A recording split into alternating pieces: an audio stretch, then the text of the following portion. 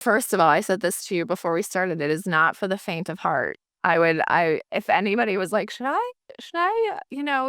date and ultimately marry my CEO? I'd be like, probably not. Probably not. Yeah. All right, our guest today is Intermatrix Systems COO Caitlin Fagan. Caitlin is the Chief Operating Officer of Intermatrix, a transformational training company that has helped over 84,000 people create lives better than they thought possible. She's a background as the CEO of a digital agency, and she's also the founder of a sister startup. Caitlin brings a rare mix of strategic vision, tech-savvy innovation, and people-centered leadership into her role as the COO. She's driven by a deep passion to leave things better than she found them, and she's obsessed with optimizing systems and standing for her team and clients in ways that help them unlock their full potential. She's also a former EOS integrator, EOS implementer, and she's an EO member from the Entrepreneurs Organization in the Denver chapter. Her true business success means building a culture where people are not only performing at their best, but living meaningful, fulfilling lives. She's living one not only as the COO of this company, she's also now engaged to the CEO of Intermatrix, and she's going to talk a little bit about how to navigate that kind of a relationship inside of the business world. You'll love this episode. You can also watch all of our Second in Command podcasts on our Second in Command podcast YouTube channel, or listen to it anywhere that you listen to podcasts like Apple and Spotify. Please share this episode, and we'll see you on the inside. So, Caitlin, welcome to the Second in Command podcast. Thanks so much for having me. I'm delighted to be here. Yeah, I'm looking forward to this interview. I mean, just before we started, you mentioned that you were part of the EO world, which is probably one of the biggest things I would even credit my success in business. Was the first mastermind I ever got involved in really was EO. And in fact, when I was the COO for 1-800-GOT-JUNK, Brian, who is the founder of 1-800-GOT-JUNK, he and I met in an EO forum, and he watched me build 2 EO qualifying companies.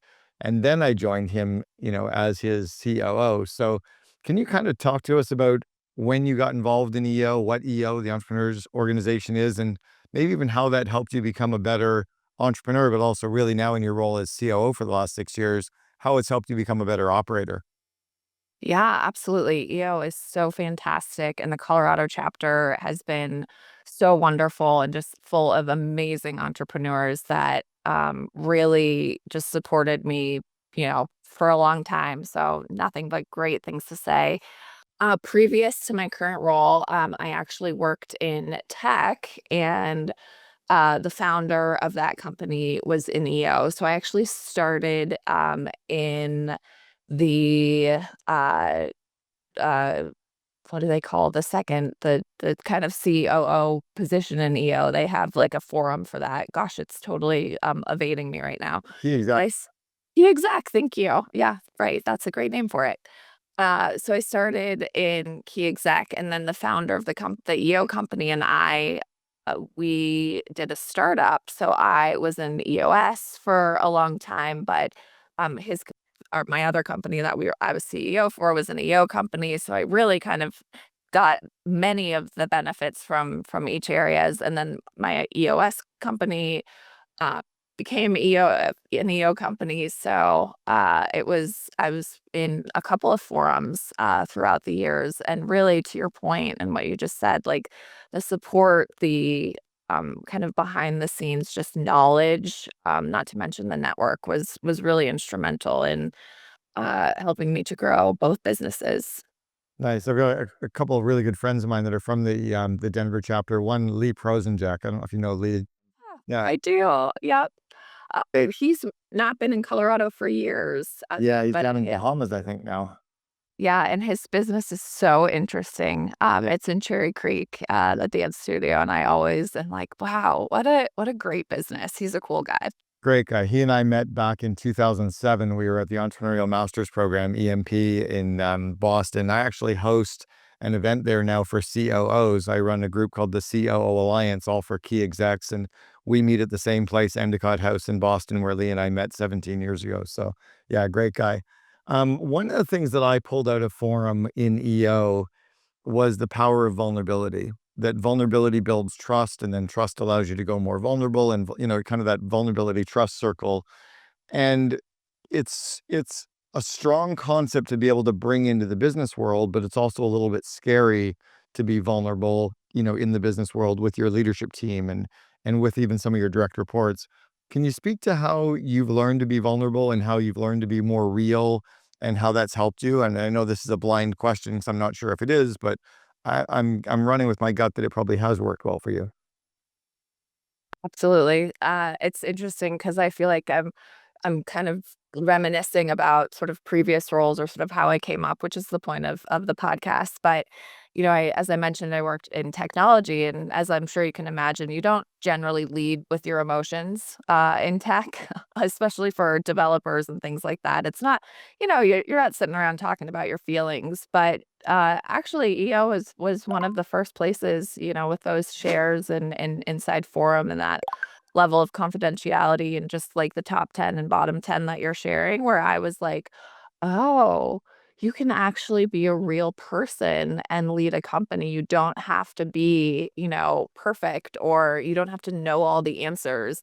And that was kind of the first time where I saw all these people that I was really, I really respected and were building these amazing big companies that I sort of was like, "Oh, and they also, struggle, or they also have doubt or questions." So that was kind of the first time where I sort of was like, "I got it, is you can actually be a human and run a company. You don't have to be perfect all the way around." So that was really useful. And then now in my current company, Intermatrix Systems, we're a personal development company, and we do talk about our feelings a lot. That's definitely one of those things. So that initial kind of knowledge around, oh, hey, these are actually people running businesses, and you don't have to be perfect, kind of helped me to become more vulnerable. And then now, we have an entire training system around what you're feeling, what you're thinking, and how that truly dictates the outcomes in your life. And so through that, I've just become so much more thoughtful about it. Is it's like I used to fight against like feeling anxiety or feeling like, I need to catch up. I need to figure this out. I used to like really sort of like, push that down and so I could lead. And what I've learned is you can't just push it down. You have to acknowledge and ultimately use it or shift it into something so that you can, be a human, and lead a company, lead other people. I love that. You got to really feel the feels. But there's also something that I think it's recognizing that our employees are really going through life, right? They're really going through that human condition. And it's to really sometimes even feel their feelings to truly kind of empathize with them. Can you speak to that? Yeah. I mean, a company, this is not a hot take, is a living, breathing being with other humans inside that have lives and dreams and kids and problems and hopes and all of that. And I think it's a really big miss for people to expect their employees to just come in and leave whatever's happening for them at the door. I think that in order to really optimize and get a team working, you have to be aware that they have lives, and you have to be aware of what they're feeling and doing, so that you can support them to align and to get them on track for, kind of their best selves. And that's honestly my favorite part of the job is, it's so easy at the end of the day if I were to tell you like, "Oh, I literally remove obstacles and so that people can do their best work." And those obstacles might be, a kid that's sick, or, they're fighting with a family member or something like that. Like,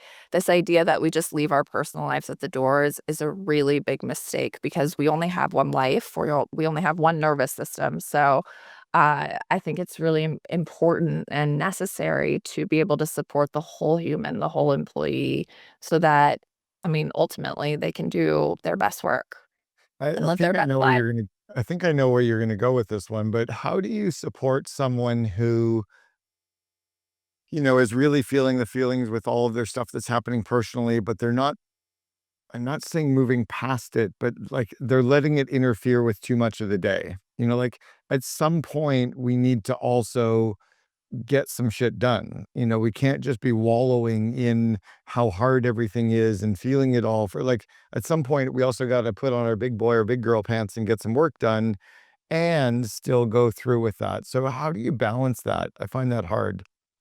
And that's the trick, right? Is you wanna be as compassionate as possible, but at the end of the day, we have companies to run. And I think that, making sure that the culture of the company is super crystal clear. Here at IMS, like, we are a performance culture, and we do our best to, really live those principles. And so I'm of the idea, hey, you have things to get done. You have responsibilities, you have a scorecard. Like, you literally know what you're up to.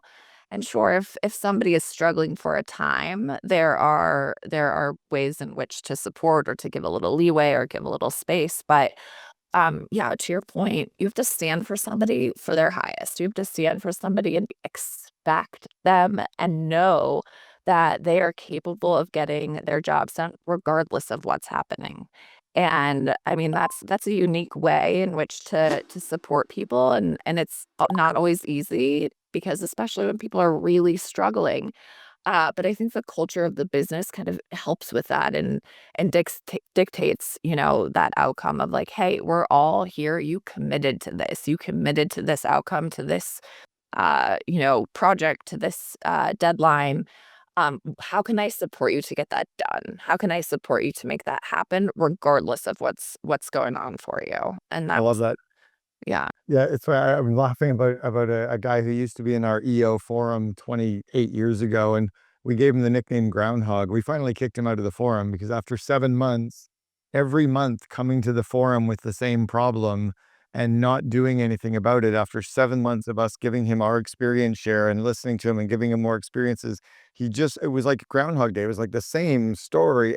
We're finally like, dude, if you're not going to take responsibility for stuff and grow from this, we can't just keep supporting you if you're not going to do anything about it. You're just, you're not growth. So you mentioned EOS. I'm going to ask you about Intermatrix in a second, but you mentioned EOS and the entrepreneurial operating system by Gino Wickman in the book Traction. I think you were an EOS implementer. Can you speak to how EOS has helped you scale Intermatrix and what it is that you like about the EOS system? Yeah, oh my gosh. EOS is literally just such a comprehensive, awesome system. I started learning about it, I don't know, 15 years ago at this point, back in agency life. We hired an implementer, excuse me, lots of terms. And it literally changed the course of our business, back then. And so when I came to Intermatrix Systems, I think I was hired as sort of a change maker. They'd gotten to a certain point in the business and were doing amazing, like growing each year, but they didn't have necessarily the systems in place to really scale for that next level or to that next level. So fortunately, I had, I don't know, 8 years of EOS experience with an actual implementer. And so I was able to just bring, the tools from as simple as the level 10 to rocks to the scorecard. I mean, these tools that truly help to run a business. And it's so funny because these are just like, it seems obvious, right? Like when you see these tools in EOS, you're like, oh, yeah, I really need this. And it's also so interesting to me how few businesses use them. How few, whether it's EOS, I mean, there's many systems like this, but just the framework around here's setting goals or setting benchmarks, setting 1, 3, 5 year plans. I think so often, in a business, they're just, like, trying to get through the day. They're like, "We're just trying to serve the customers we have today," and that's what we're doing, as opposed to kind of that forward thought. And so EOS really, is just a framework for growth and forward thinking, and it really supported, the business I was in, where I learned it, and then also IMS for sure over the years.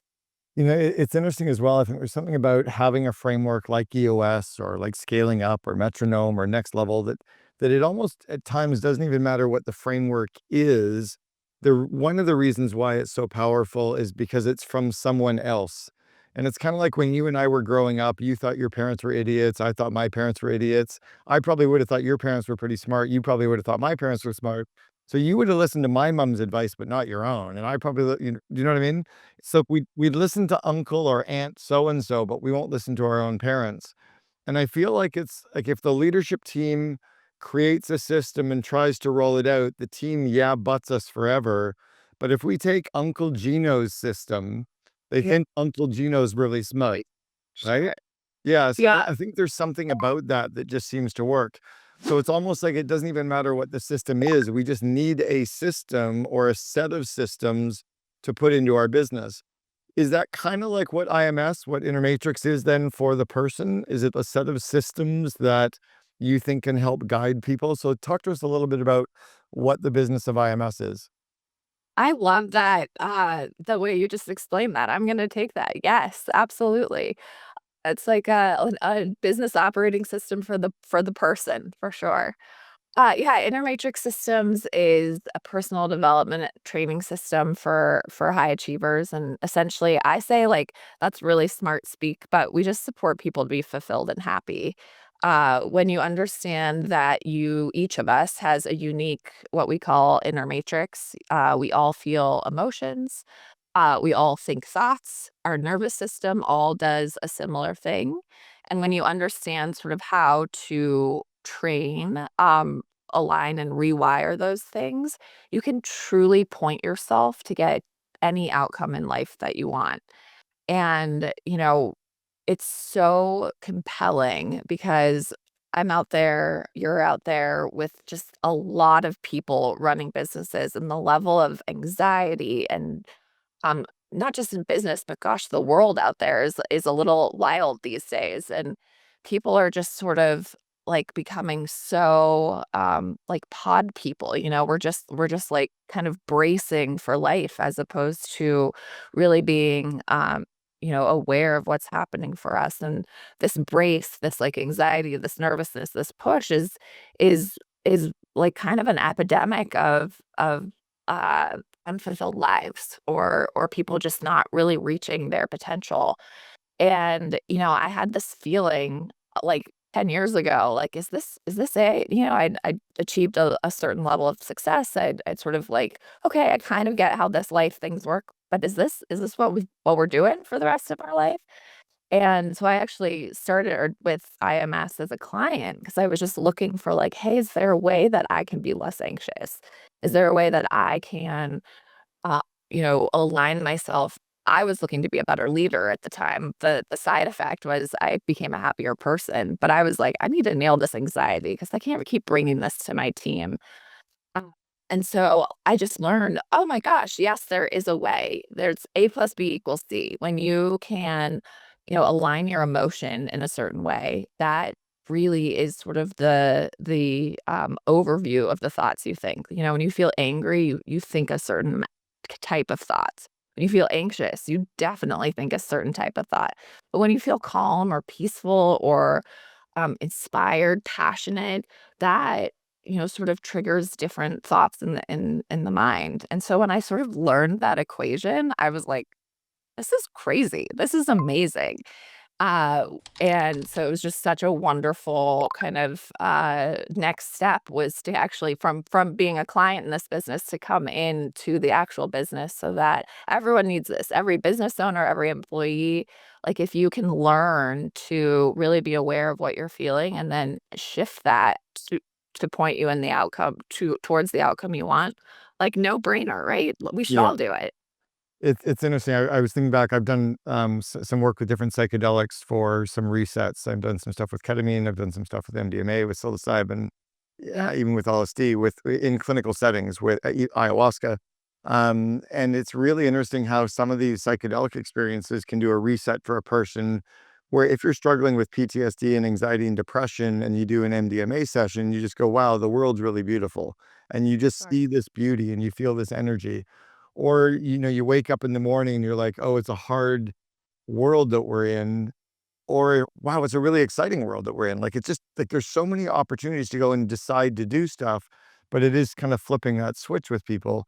Can you walk through some of the IMS systems? Like, what would the top, 1 or 2 things be that you do with clients, and how does it make you different from, other coaching sessions that are out there or other resources or systems that are out there? Yeah, absolutely. I think that a lot of people have experience with coaches, right? Like they have an executive coach or they have, coach at the gym or something. So people are most familiar with that. I would say the biggest difference with IMS, and coaches are wonderful and 100% like keep going to them.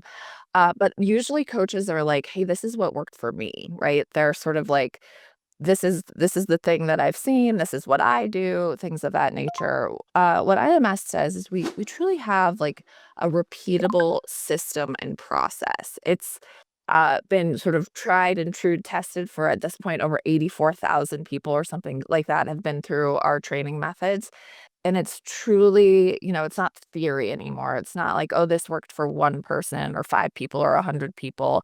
It's like, here's what you do to, for instance, like if I'm feeling anxious, I keep going back to that. You can tell that's a good one for me. If I'm feeling anxious about this podcast or something, I know that I know an exercise. I know, a couple of steps that I can do that anytime I need it, I'm going to go back to that same step. So to answer your question, it's truly a system around personal development as opposed to I talked to this person, and they gave me like a few things to think about or a few things to work on. It's like, oh no, I have these tools and techniques that I can just go back to myself time and time again. I'm self-reliant. And the other biggest difference I would say with IMS is we're just very future focused. I think a lot of other modalities are like, hey, here's why you feel this way. Here's, what happened in your past that's like creating these feelings of anxiety. Past doesn't really matter in our system of training. We're very future focused. Hey, how do you want to feel? What's the outcome you want? And let's get to work on creating that. And that can be really compelling and really useful, especially when people have been like in their talking about their childhood forever and not getting a shift. Now, some of where this work comes in, are you similar to Landmark in a way? Are you similar to any of the other, um, Sure. I guess, transformational groups that are out there or transformational systems out there? Can you speak to that kind of concept? Yeah. I mean, I can't really speak to what landmark is. I'm not familiar with it, but sure, in that same category. The difference or sort of what IMS does that's I think unique is we really take the whole inner matrix. That's our term for it. But a lot of different modalities will speak to like mindset, like big on the mindset training and the mental strategies and techniques, or some modalities like focus truly on just the emotions, and like, hey, how do we increase emotional intelligence? And so we really marry all of it together: the emotions, the thought strategies, your nervous system, there's tons of modalities that speak just to the nervous system.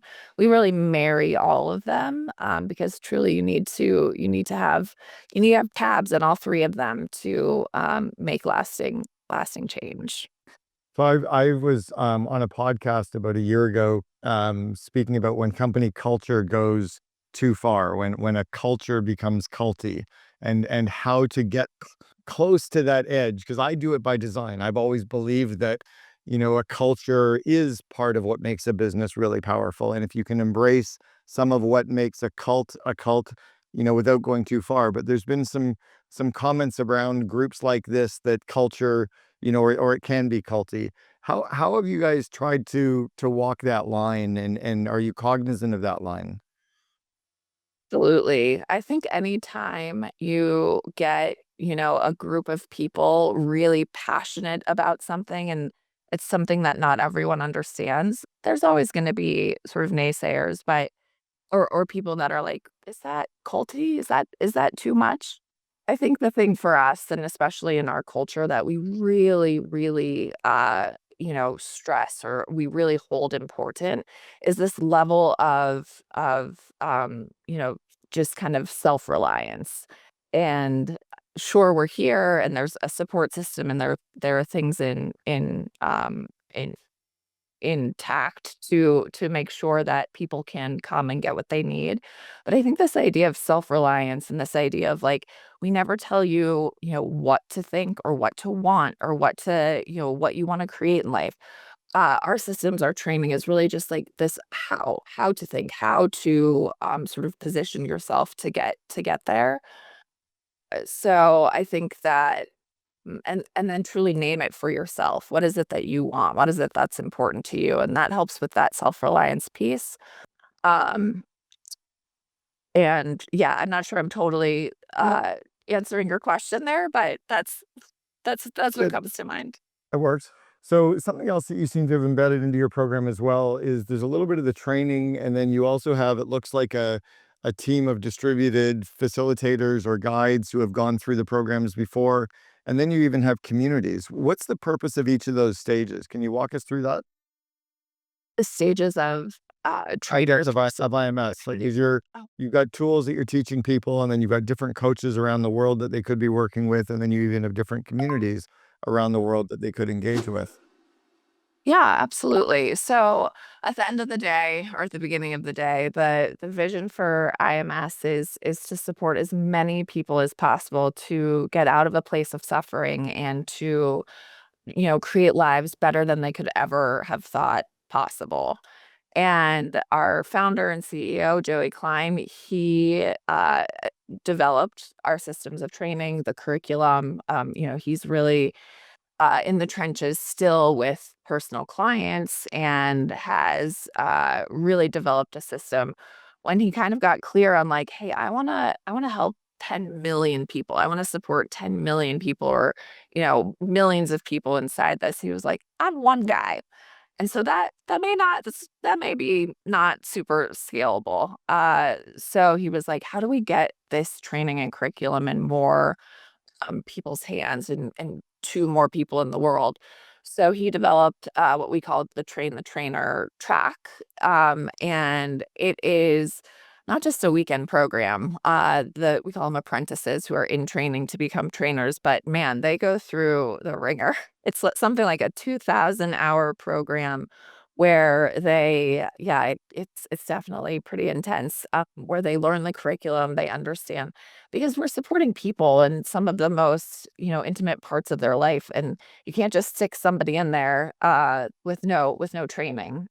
So they go through this process, and to your point, yeah, we have trainers all over the world that then, teach our foundational training, which we call the Power Series, and they have communities that they've set up because training is more fun with friends, and it's definitely been such a cool thing to see. Some of my closest friends before I came into the company, I actually met at programs and doing training because it's like pretty cool and fun when somebody's up to bettering themselves and creating a better life to like find other people that are in that same boat. It's a little like like when you're sort of in the trenches with somebody, there's a level of camaraderie and closeness that you build. Same thing when you're working on yourself and building a better life. So I'm so grateful to the trainers of these people that come to a program or do training for a couple of years and they're like, you know I'd like to do this. I'd like to share this with others. So they then go through the program and we've got, I don't know, something like close to 100 apprentices and trainers out there, supporting others and doing more. Yeah. I love that. And I love that he's actually, or that you and the company have actually put some systems in place to help drive towards that goal. It drives me crazy when I hear entrepreneurs out there going, "Oh, we're going to support 10 million X, or we're going to roll this out to a billion." I'm like, no, you're not. Like, you're not going to roll this out to a billion people when there's only 8 billion people on the planet. Like, you're hallucinating. Maybe that, like, Right. you're not. Like, so unless you actually put a system in place and a network of people in place that can then make that happen, you're not. Like, I even like the fact that you've said that we've trained 84,000 people versus some people like, oh, we've reached, 100 million. No, maybe your YouTube videos reached 100 million, Right. like on a feed, but they didn't fucking watch it. They didn't sign up your list. They didn't show up and pay to be in a program. Like, those are very, very different data sets. Is that why was the community something that came from a desire to have people stay in the program longer or be deeper? Or what's the idea with the community side? Because I love the whole apprentices and those coaches. What's the idea for the communities? Yeah, same idea. It really was kind of a natural progression that sort of happened when we started programs and things of that nature. Like I mentioned, people just love to be around other people that they're like, yeah, it's cool that you're also working on yourself.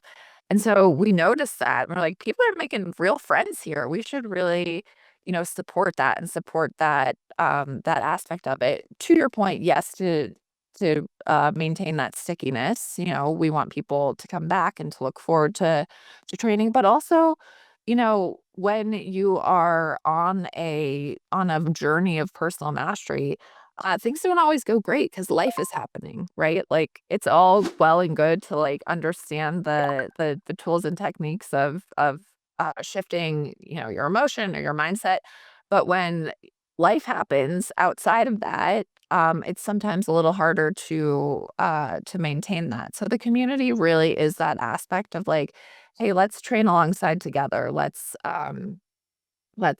do life with people that are on a similar trajectory and have a similar, zeal for life and outcomes in mind together. So those communities, they were kind of just like an interesting side effect that then we were like, oh, these are working. We should really, yeah, we should develop and support this community aspect so I that love people it. get even more, yeah, more value.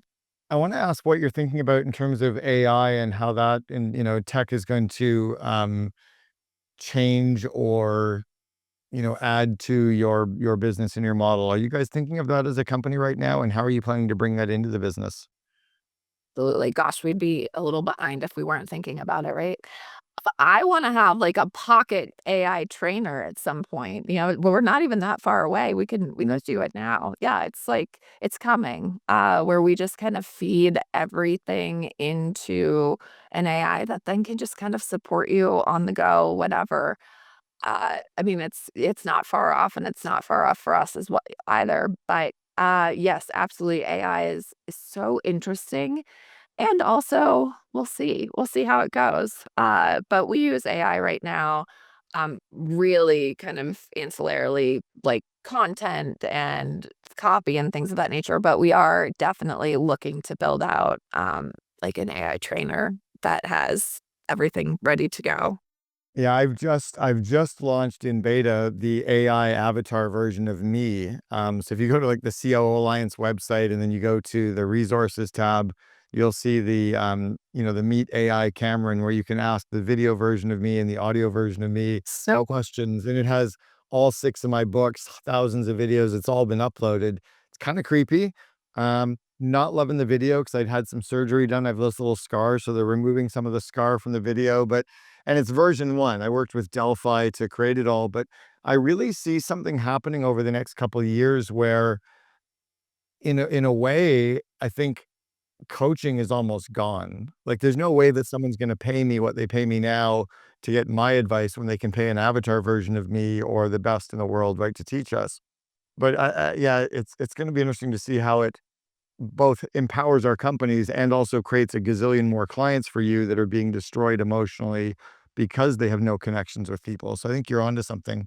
I want to flip the switch a little bit. I want to ask you about what it's really like running a business when you're the COO and there's a CEO involved and you have that yin and yang relationship.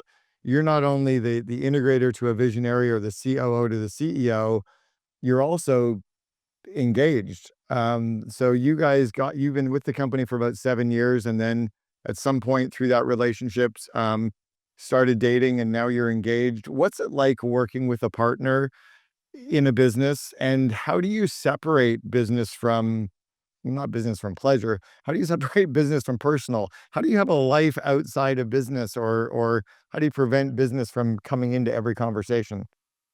yeah. Well, first of all, I said this to you before we started, it is not for the faint of heart. If anybody was like, should I, date and ultimately marry my CEO?" I'd be like, probably not. Probably not. Yeah. I wouldn't lead with that for sure. But honestly, for for us, it's been such a just like power, kind of like superpower for each of us. And at the end of the day, it's probably the only way I would get married is if somebody I was working with, that closely. I just never would have found somebody as passionate or ambitious, to really grow something and make a difference in the world. And it works that we're both building the same thing like that. That definitely is a key factor in it. But Um, you know, it's not, I'm not gonna say it hasn't had its challenges, especially since, there's just a dynamic. There's a business dynamic where we truly are yin and yang, and then there's a personal dynamic where, like, you know, I also wanna be in charge sometimes Yeah. in that personal dynamic, but we've really, I would say over the last, 6 we've been together a long time now, we've really nailed it. We've learned to sort of stay in our lanes, in business and honestly in personal as well. We know what each other are truly good at, and we let the person do that. We let the person do what they're good at and don't get in the way of that. So Then as I far want you as to yeah. I want you to speak to another component of that, and this is that when we have a personal relationship with someone that we like, when I was scaling 1-800 got junk, I was the COO, my best friend was the CEO. He'd been the best man at my wedding 3 months prior to me starting to work with him. So we were already best friends. So there was the ultimate amount of trust and respect for each other and love for each other before I even, started as his second in command. So he could really rely on me. He could really trust me. That's gotta be the same with you and Joey, is that Joey can really rely on you and really trust you, and you the same. You really know that he has, there's no hidden agenda, Yeah. and they can really drive us fucking over the edge because we're, it's 24 hours a day. So how do you balance that? What do you have a specific, like, do you kind of cut the business off at dinner time, or do you slice through something when you're at the office and you don't let the personal come into the workforce? What's a system or I'm sure that you guys have some tools that you allow yourself or help yourself with that. Can you tell us what those are? Or yeah, I don't know if you'll love my answer because we are so both just very committed to the business. So we don't have any like, oh, we only talk work for 15 minutes, and then we're done, or we only do it at the house or something like that. But um I would say that generally speaking, we are pretty good at like just seasons throughout the year. So we do live programs. We know each quarter, a year in advance, sort of what our travel schedule is, what our schedule is. And when we're in what I call a program run, when we're like out in the public and we're running programs, we're doing stuff, we're pretty much all work all the time. And, our dinners are strategy and we're talking about the future, and that's, for a couple of weeks each quarter. It's, 3 to 5 weeks each quarter, sometimes a little bit less. And then on the other side of that, we'll go on holiday or we'll, go on a date night. And it's not that we don't talk about work, but our focus is a little more on sort of the personal and the relationship. So I would call them seasons each quarter as opposed to like, oh, from, 5 to 11 p.m. there's no work talk. It's more, we've got our focus on this right now, and then when we're not necessarily traveling or working as much, we kind of focus more on the personal or the relationship, not quite as much, but When it's almost like the intentionality behind a meeting, you can have a certain meeting that's about finance. So you talk about finance. You don't talk about marketing. You don't talk about strategy. You talk about finance. And then there's intentionality behind, like, if it's a date night, you're not going to sit and talk about work. But if you're just having dinner together on a general Tuesday, you might talk because there's no intentionality. We're just eating some food. sure. Uh, Yeah, that's so true. Absolutely. And you mentioned you worked with your best friend. I know that some people really fall on one side or the other, right? Like I have a girlfriend, she's very successful. She works in marketing and she is like, I am not friends with my colleagues. Like I go to work and they know me, they know professional, and it's one way to do it. I have always, developed close relationships with the people I work with just because my work is such a huge part of my life, and not to say that if you're not close with your people that it's not a huge part, but I've always gone the way. It's similar, it sounds, to what you just mentioned of like, yeah, you really want to get to know the person so you know what they're made of, what you can count on them for, where they're going to get maybe a little off track. or not be able to kind of, where they're going to shake a little bit. And I think when you have sort of a close relationship, certainly, I do that with Joey. I know him very, very well, but even just with our team members, my team in the office, like we're all very friendly and friends. And I think that to your point, and I think what you were just explaining, that really gives you like an inside track to, hey, here's how far we can go together, and here's what we can expect from each other. And that's cool to work with. Well, I think there's been a couple of really, really distinct inflection points in business where people have become more open and connected and really getting to know each other personally. The first is when social media really started. So Facebook, Right. the Facebook started in 2007.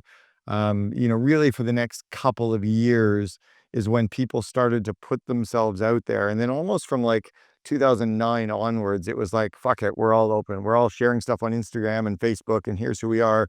And some people really embraced that and others got kind of nervous with it. But that was the first. And then the second was COVID, right? Where all of a sudden everyone is working from home. It's like, hey, here I am in my Airbnb or my home office, or my dog's running past me in the background, or my laundry's on the kitchen table. It's like, fuck it, we're all just humans. I feel like those were the really two big inflection points where anyone who's trying to pretend that they have a business side and a personal side is missing the point now. I think Yeah. the horse is out of the barn. All right, I want you to go back to the 21-year-old Kate and like, give yourself some advice. What advice would you give the younger you? What would you tell the younger you that you know to be true today? Oh man, I love that question. You know what? It's like at 21, what I wish I had done is realize that we all should be to work to be our truest self. Like, don't work to be what you think you're meant to be or what you think somebody else needs you to be. Just every day, like, hey, how can I actually figure out who I am and what I want truly so that I can contribute to this world and to, give back in a way? I think I spent so much time like, just trying to be, successful or trying to be a good leader. And it was coming from this place of like, I needed to be something as opposed to like, hey, who am I? Who is this that I am? And then leading from there or creating from there or making decisions from there as opposed to what I thought I was meant to be. Like, figure out who you are and then be that person all out. I love that. My mom used to say, be yourself. Everyone else is already taken, That's right. It makes it easier for everyone if you're just yourself. right? Caitlin Fagan, the COO for Intermatrix System. Thanks very much for sharing with us on the Second in Command podcast. Thanks so much, Cameron. Great to be here. Appreciate it.